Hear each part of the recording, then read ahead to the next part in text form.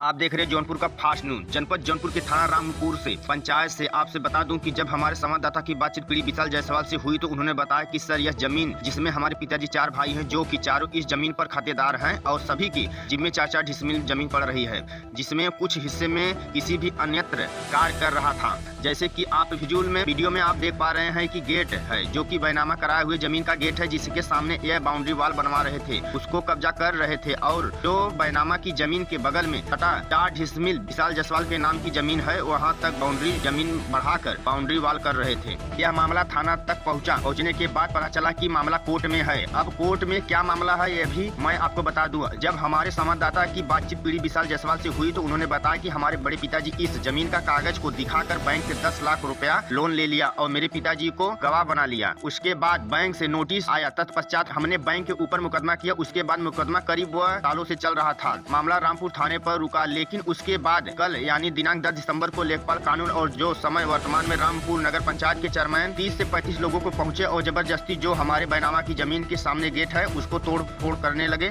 गाली गलौज करने लगे और किसी तरह से मामला शांत हुआ। जब मैं हाथ पैर जोड़ कर के लोगों से किसी तरह से मामला शांत हुआ, लेकिन मैं जिले के उच्च अधिकारी से मांग करता है स्थिति बनी रहे, कोर्ट का फैसला आने के बाद ही सारा कार्रवाई हो। जब हमारे संवाददाता ने पूछा कि आखिर जो नगर पंचायत अध्यक्ष हैं उनकी मंशा क्या है, तो उन्होंने कहा कि सर उनकी मंशा साफ साफ है, जमीन भी हमको मिल जाए और जो हमारे बड़े पिताजी ने जमीन पर बैंक लोन लिया है वो भी हमको न देना पड़े। उन्होंने कहा कि अगर हमारे परिवार को हमारे किसी भी व्यक्ति को हानि पहुंचती है तो जिम्मेदार चेयरमैन साहब होंगे। इस सुनते ही पीड़ित विशाल जायसवाल इस पूरे मामले पर क्या प्रकाश डालते हैं। विशाल जायसवाल से पूछा गया आखिर मामला क्या है, तो यह पूरा मामला जरा सिलसिलेवार से तरीके से बताइए और उस हमारे चैनल के माध्यम से अधिकारी तक अपनी बात को सिलसिलेवार तरीके से पहुंचाइए, जिसमें आपकी बात को समझ सके। मामला सर यही है, मेरा मकान हमने रजिस्ट्री करवाया था पिताजी ने, वो मेरा बना हुआ है। उसके बगल में एक खाली जमीन है जिसको हमने बाउंड्री वॉल कर घेर रखा है जी। उसके बगल में अभी दिसंबर में